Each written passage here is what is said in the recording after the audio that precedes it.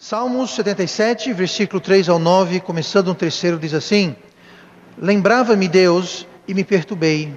Queixava-me e o meu espírito desfalecia. Sustentaste os meus olhos acordados. Estou tão perturbado que não posso falar. Considerava os dias da antiguidade, os anos dos tempos antigos.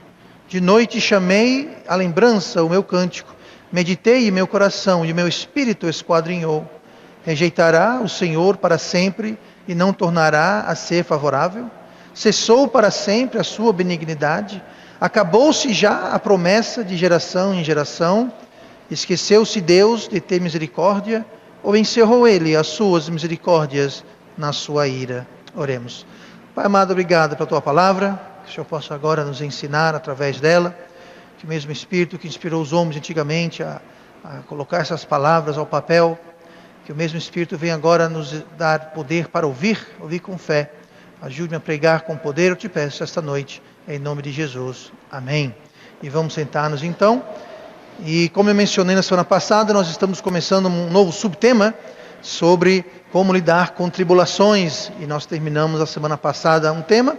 Essa semana vamos começar a falar sobre superando a depressão. Superando a depressão. E hoje nós vamos ver os sintomas da depressão. Nós não vamos terminar hoje, eu acho que nem semana que vem, vamos passar umas 3 semanas nesse tema de depressão. É um tema bastante útil, é um tema bastante necessário.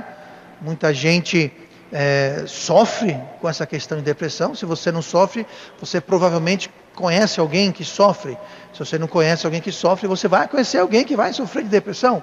É algo muito real, é algo muito sério, e muitas vezes no meio cristão a gente tem uma atitude de deixa disso, crente não tem depressão, isso é bobagem, e não é assim, é algo sério, é algo que tem que ser abordado de forma correta, de forma clara, de forma adequada.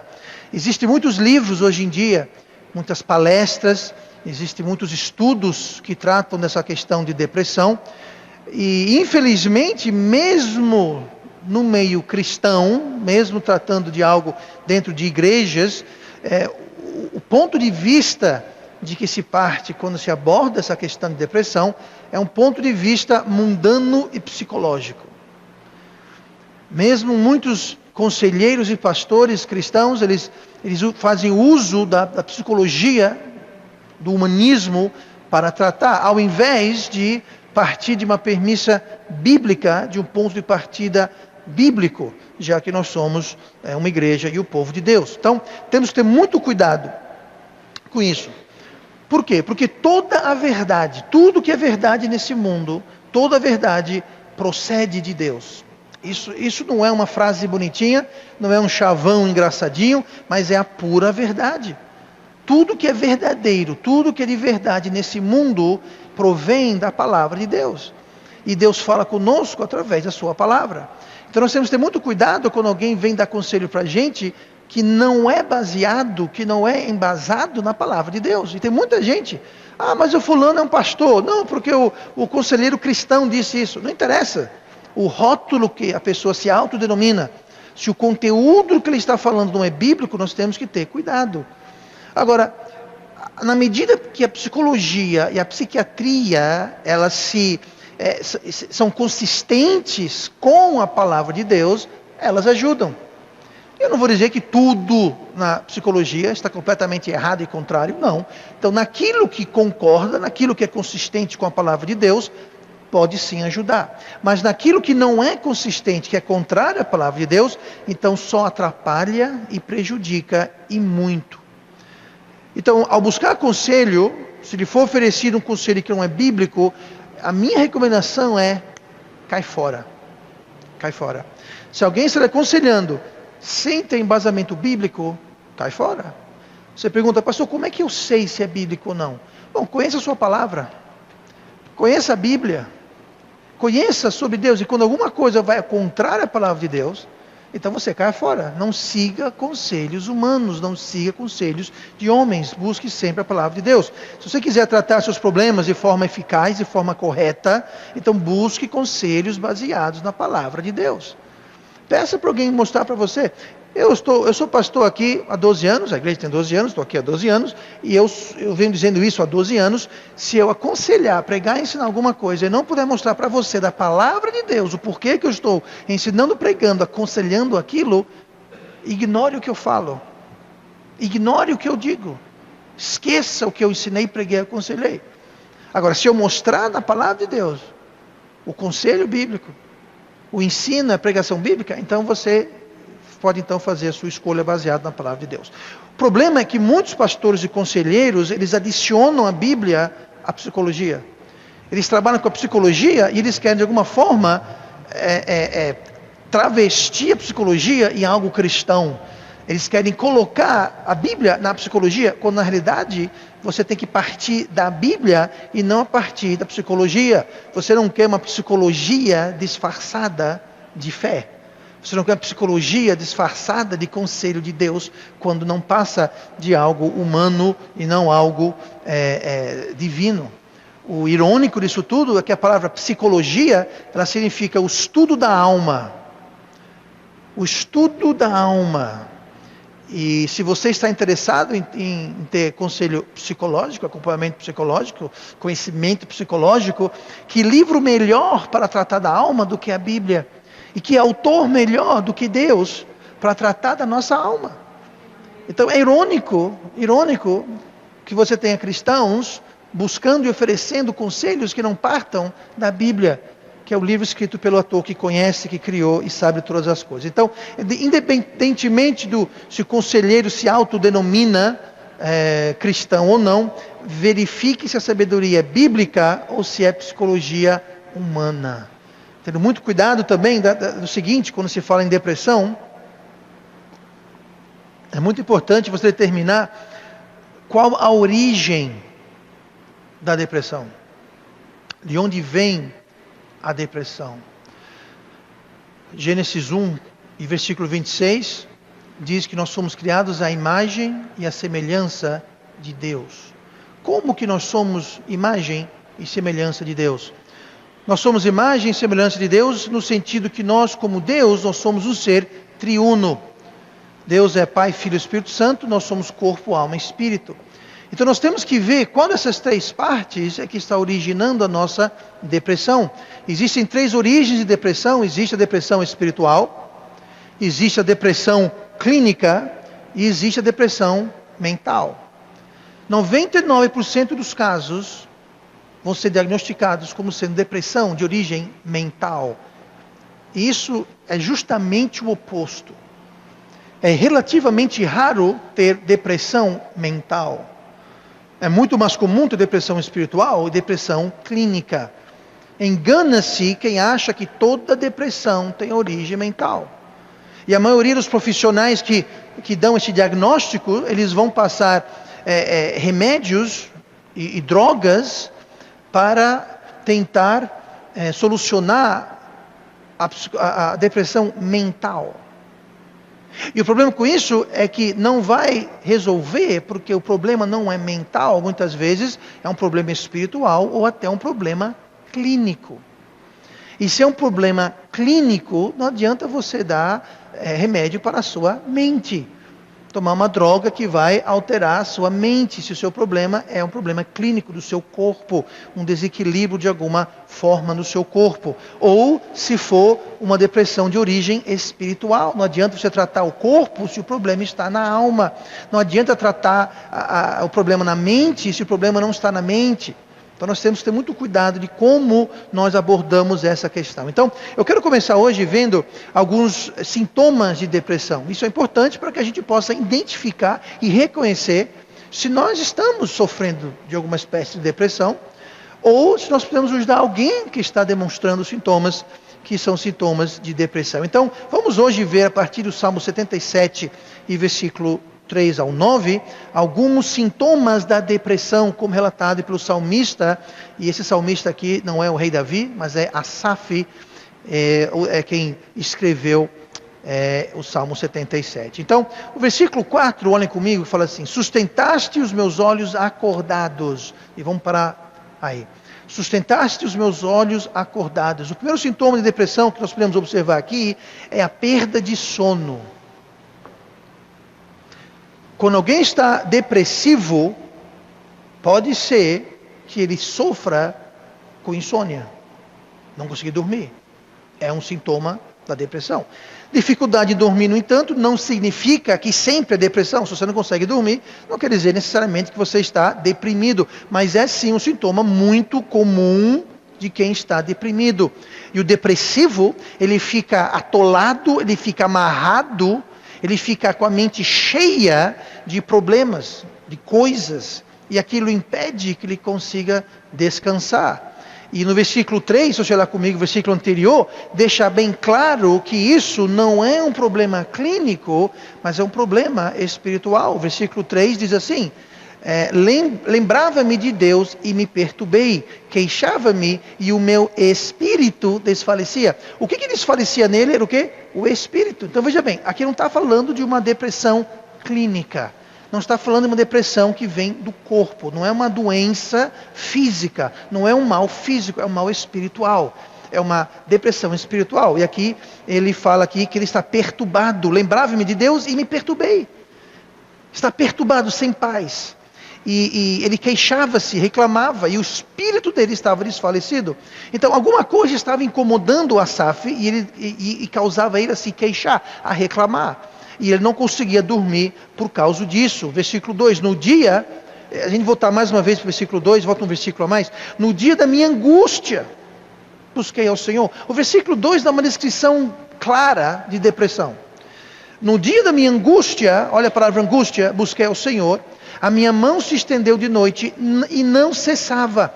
A minha alma recusava a ser consolada. A pessoa deprimida, ela fica angustiada e ela não consegue se consolar. Ela não consegue sair da fossa, ela não consegue sair do buraco.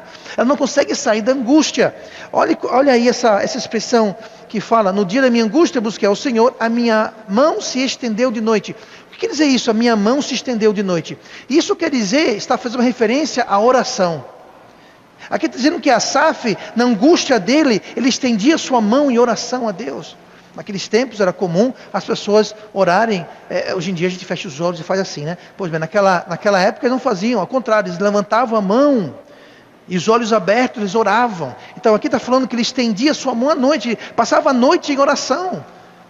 E ele não conseguia ser consolado, ele não conseguia sair da angústia. Uma perfeita descrição de alguém com depressão. A pessoa entra num buraco, numa fossa, ele entra num lugar escuro, angustiado e não consegue sair. Ele ora a Deus, mas ele não consegue sair daquilo. Ele está angustiado, não consegue dormir, aperreado, preso, amarrado. Agora, a perda de sono complica mais ainda para quem está deprimido. A situação dele fica mais complicada. Fica um quadro mais difícil de se resolver. Porque a falta de sono, ou um sono de má qualidade, ele só por si vai nos deixar mais propensos a nos tornarmos deprimidos. Alguém que não dorme direito, alguém que não dorme bem, que não tem uma boa noite de sono, um sono de qualidade, vai ter muito mais facilidade de ficar deprimido. Existem vários processos que ocorrem no nosso corpo, que Deus desenhou e designou, e só acontece quando você está dormindo, e dormindo bem. E quando essas coisas não acontecem, existe um desequilíbrio químico e hormonal no seu corpo, que vai deixar você mais propenso a ter uma depressão clínica, depressão física, e só vai piorar a sua depressão espiritual. Então você vai estar combatendo não contra uma depressão espiritual, mas você vai estar combatendo agora uma depressão física, clínica, além de uma depressão espiritual. Você complicou ainda mais a sua situação. Então aqui nós temos uma descrição, nós temos que ter cuidado para não nos privar de uma noite de sono de boa qualidade. Porque só o fato que a gente não está descansando direito, só isso pode abrir a porta para a depressão. Então tenha cuidado, desligue sua televisão, desligue seu telefone, não fica até as 3 da manhã. A luz emitida por esses aparelhos eletrônicos, eles inibem o seu sono. Não só eles mantêm você acordado, eles não permitem que você durma com um sono de boa qualidade. Qualquer dúvida, fala com o Dr. Emanuel lá atrás, ele explica para você direitinho, muito melhor do que eu. Mas tenha cuidado. Alguém que não tem um ciclo de sono adequado vai ser mais propenso a ficar depressivo. Então temos que se preparar contra isso. Mas são dois tipos de depressão. Tem a depressão espiritual e tem a depressão física. O que você come, em grande parte, também pode afetar o seu estado de mente. São várias coisas. Mas uma coisa é física e outra coisa é espiritual. Mas as duas coisas trabalham em conjunto, porque, como você sabe, para baixo todo santo ajuda. E você não quer ter inimigos, você quer aliados. Olhem comigo no versículo 4, vamos ver outra característica de quem está depressivo, sintomas de depressão. A segunda é a incapacidade de enunciar. A incapacidade de enunciar. Diz assim o versículo 4: sustentaste os meus olhos acordados, e estou tão perturbado que não posso falar. Estou tão perturbado que eu não posso falar, disse aqui a Asaf. A pessoa em depressão, muitas vezes, ela tem dificuldade sequer de se expressar. Enunciar quer dizer isso, quer dizer expor, explicar, anunciar. A pessoa que está em depressão, você pergunta qual o problema? Ela vai dizer, eu não sei. Aí você fica até que meio inconformado, indignado. Como você não sabe? Eu não sei. Eu não sei explicar a causa do porquê que eu estou nesse lugar escuro. Eu não sei explicar a causa porque eu estou sentindo do jeito que eu estou sentindo. Está aqui, estou tão perturbado que não posso falar.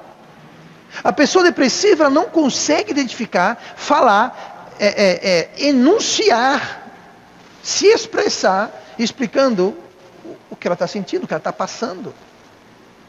Versículo 5. Então, quando isso acontece, alguém fala isso, não fique aborrecido com a pessoa.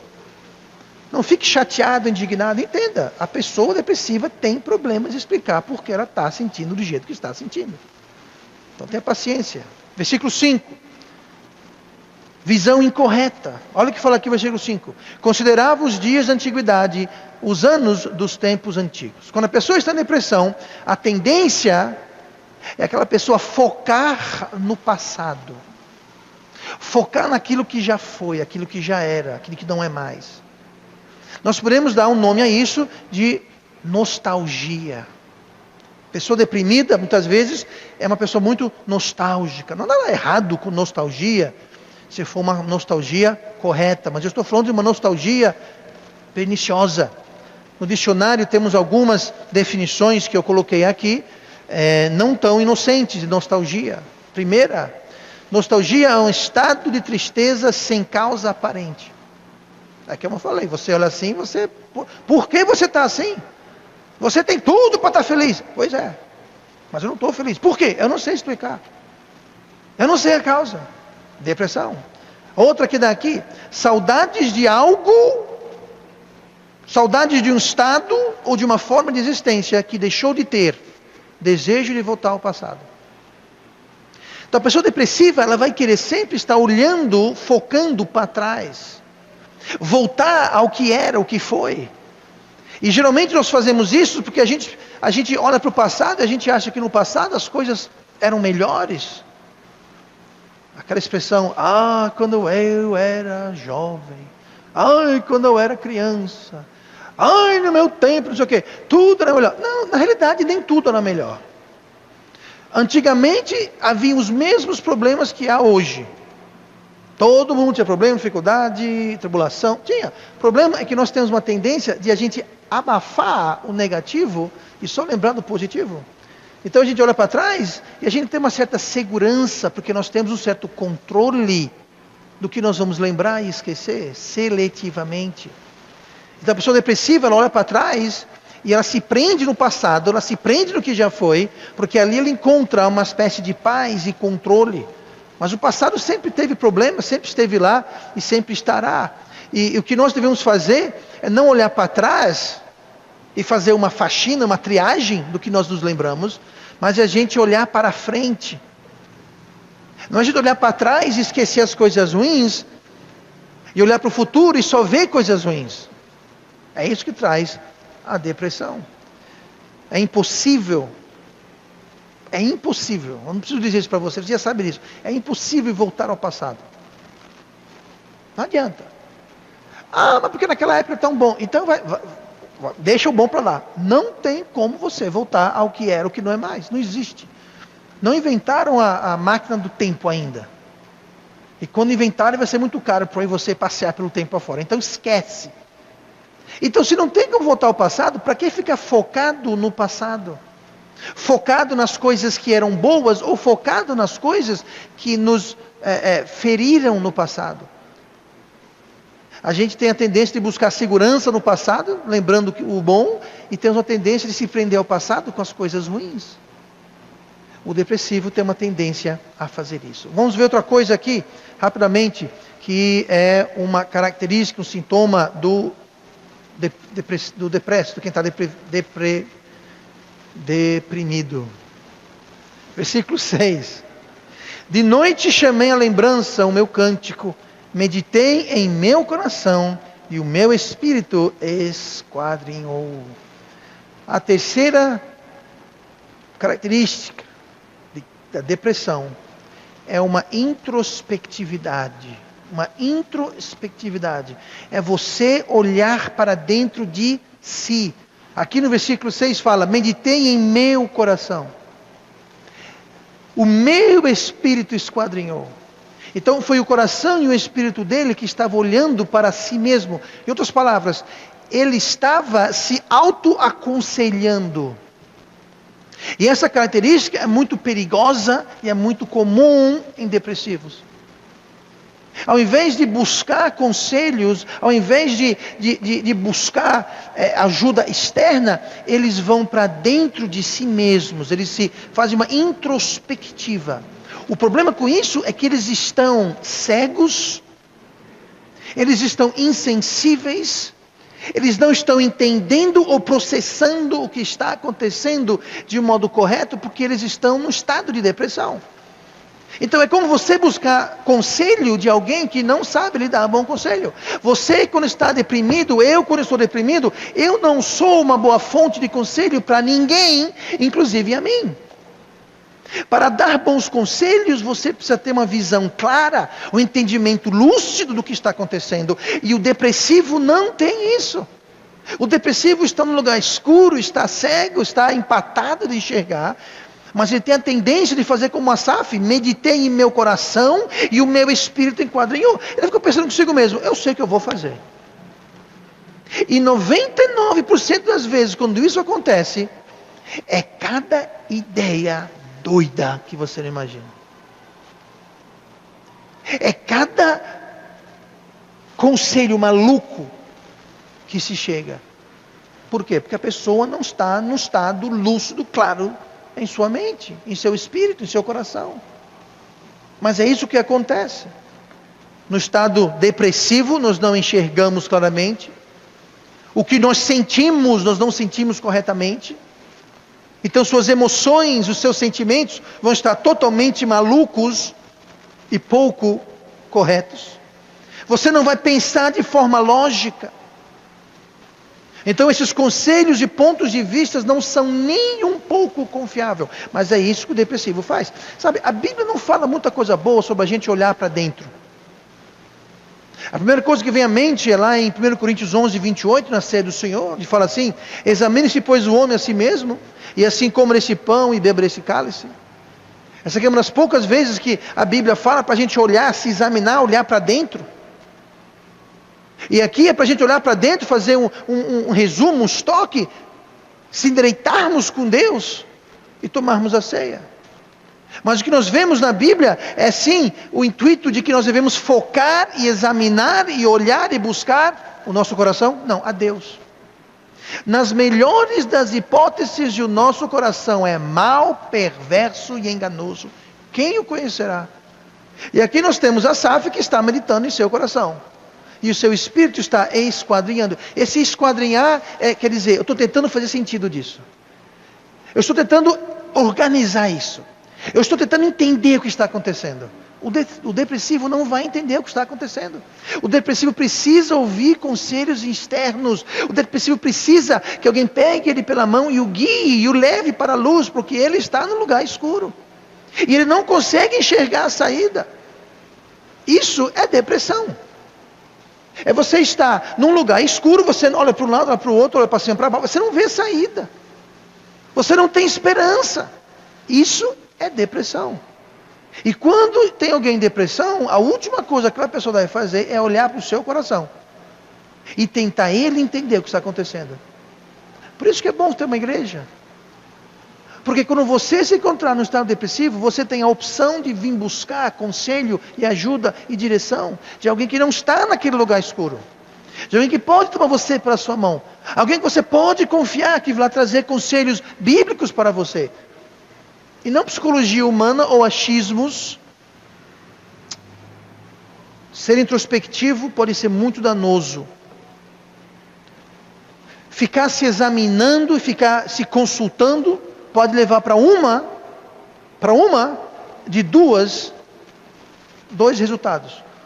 Você vai se achar maravilhoso. Você vai se examinar e você vai se achar uma coisa maravilhosa. E aquilo vai gerar orgulho no seu coração, que não é bom. Ou você pode se examinar, fazer uma introspectiva, e você vai perceber que você está longe de onde deveria e poderia estar. E isso vai causar depressão. Então veja, ficar introspectivo demais não é bom. Você ou vai se achar mais do que é, e vai chegar no orgulho, ou você vai ficar deprimido, ao perceber o quão longe você e eu estamos daquilo que onde poderíamos estar e ser. Mas se nós focarmos em Deus, se nós focarmos em Cristo, olhar para Ele, o que vai acontecer é que nós vamos saber, comparando-nos a Cristo, que nós estamos muito longe de ser aquilo que poderíamos ser. Mas ao mesmo tempo saberemos que Ele diz, nunca te abandonarei. É aquele mesmo que diz que nunca vai nos deixar. Ele vai sempre estar conosco, vai sempre estar presente, vai sempre estar dando direção, se a gente permitir. Então nós temos que focar não para dentro, mas focar para fora. Focar para dentro gera depressão. E se você já está deprimido e olha para dentro, você vai gerar mais depressão, mais problemas. Vamos ver mais uma coisa aqui. A última coisa desta noite, olha no versículo 8. Nós vimos algumas características. Perda de sono, incapacidade de enunciar, de falar, uma visão incorreta, você fica olhando para o passado em vez de para o futuro, você fica introspecto, e a última coisa de hoje, vamos ver, versículo 8.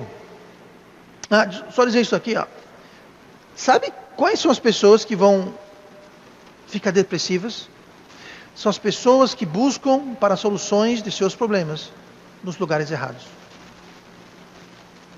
Pessoas que buscam soluções para os seus problemas nos lugares errados vão acabar deprimidos, porque não vão achar a solução. E vai chegar onde chegou aqui no versículo 8. Olha o que fala o versículo 8. Cessou para sempre a sua benignidade? Acabou-se já a promessa de geração em geração? Aqui a Asaf está dizendo, Deus acabou tudo. Não tem mais misericórdia, não tem mais esperança. A última característica que vamos ver hoje é uma tristeza, uma angústia, uma aflição profunda. Essa tristeza, angústia, aflição profunda vem de a pessoa ficar soterrada embaixo dos fardos. E a pessoa soterrada embaixo dos fardos não consegue enxergar a luz do sol, a luz da esperança. Ela não consegue enxergar, ela está literalmente soterrada. E não tem esperança alguma. Aqui fala no versículo 8, cessou para sempre a sua benignidade. A pessoa começa a questionar a benignidade de Deus. Gente, Deus é benigno.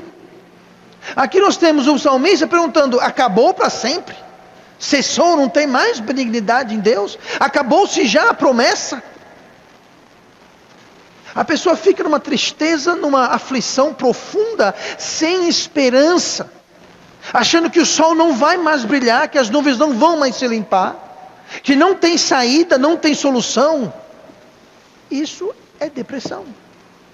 É um sintoma clássico de depressão. Deixa eu ilustrar isso com uma... Eu não fiz essa experiência, mas eu li a respeito dela. No laboratório separaram 2 grupos de ratos. Os 2 grupos de ratos foram colocados em um tanque de água. E esses pesquisadores sabiam que um rato, em média, consegue nadar por, digamos, 5 minutos. E quando chegou nos 4 minutos e 55 segundos, ou seja, logo antes dos ratos virarem peixe, eles tiraram todos os ratos de ambos os grupos da água. Um grupo, eles secaram, deram-lhe uma boa refeição. Água acho que não deram não, já tinham tido bastante água. Mas deram uma refeição, deixaram eles confortáveis, descansaram. O outro grupo não. O outro grupo não foram secos, não foram alimentados bem, não foram tratados com mordomia. E depois de um descanso, eles voltaram a colocar os mesmos ratos e seus grupos de volta no tanque de água.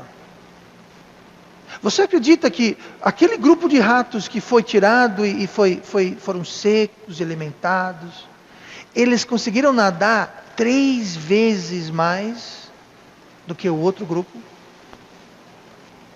Ou seja, qual a moral da história? Quando nós temos esperança, pelo menos os ratos conseguiram ir muito mais além do que aqueles que não tiveram esperança.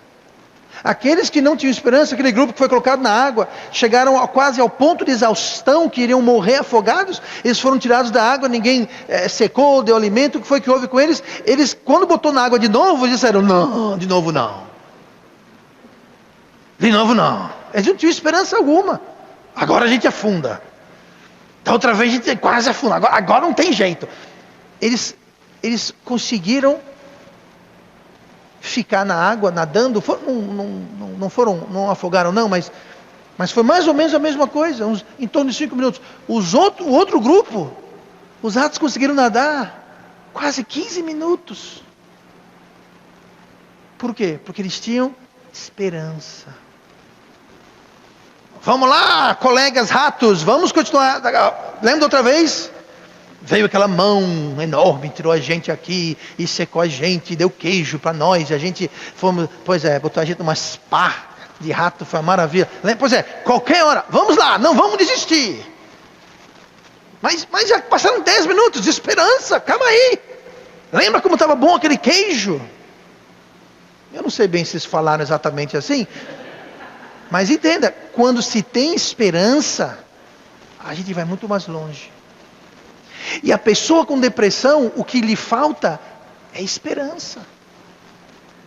Ela fica soterrada num lugar escuro, onde ela não vê saída, ela não vê esperança. Para ela acabou, encerrou o assunto.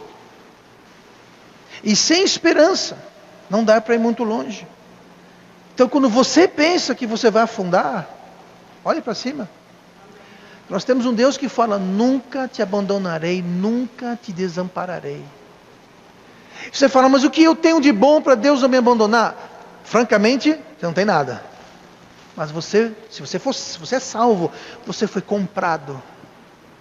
Você foi comprado por um alto preço. Você pertence a Deus, você pertence ao Rei dos Reis, Senhor dos Senhores. Deus não vai deixar você morrer afogado, Ele tem um queijinho. Pode ser que o queijo está lá no céu, mas tem queijinho. Entenda. Ele promete nunca nos abandonar. Então veja bem. Se você não está vendo o sol, o problema não é que o sol não está brilhando. Você olha lá fora. Alguém está vendo o sol brilhando lá fora? Pastor, já são 8:30 da noite, está escuro. Mas você sabia que apesar de estar escuro lá fora, o sol está brilhando? Neste exato momento, o sol brilha com toda a sua intensidade no Japão. Mas o sol está brilhando. O problema é que nós estamos no lugar errado no planeta Terra para desfrutar do sol. Em nossas vidas espirituais, o que acontece é que nós nos colocamos em lugares onde o sol não está brilhando, mas o sol está sempre brilhando. O sol está sempre brilhando. Uma coisa que pode ser muito deprimente ou oposto, você está chegando de avião em algum lugar, está lá em cima nas nuvens, sol brilhando, aquele céu azul, claro, as nuvens tudo embaixo de você. Aí o avião vai descendo, descendo. Aí o comandante fala assim: senhoras e senhores, estamos chegando no aeroporto de São Paulo, o clima é de chuva, 3 graus. Aí você fala: comandante, segue, não aterriza não, vai-se embora, vamos para outro lugar. Aí de repente o avião desce, fica embaixo da nuvem, chuva, frio, vento, escuro, tudo cinza. Ué, mas estava tão bonzinho agora há pouco. Igualmente, quando você está num lugar que está com chuva e tudo escuro, você entra no avião, o avião decola e sobe pelas nuvens, daqui a pouco você... não tem mais chuva, não tem mais escuridão, você está no céu azul, o sol brilhando claro. O sol está sempre lá, gente. O céu azul está sempre lá. O problema é que nós deixamos nuvens entrar entre a gente e o céu azul, nuvens entrar entre o sol e nós, mas o sol está lá, o céu azul está lá. Deus continua no trono. Nós que temos que nos colocar num lugar onde não tem nuvens e onde o sol brilha. O primeiro passo é identificar e reconhecer o estado depressivo em nós e também em outras pessoas, para que nós possamos nos ajudar e para que possamos ajudar a outras pessoas. E sabendo as causas, nós podemos trabalhar em evitar a depressão. Semana que vem nós vamos voltar e nós vamos ver o que causa a depressão. Esses são os sintomas. Semana que vem vamos ver aquilo que traz isso em nossas vidas. O que causa depressão em nossas vidas. E depois disso nós veremos o mais importante, que é a solução ou a cura bíblica para a depressão. E vamos orar.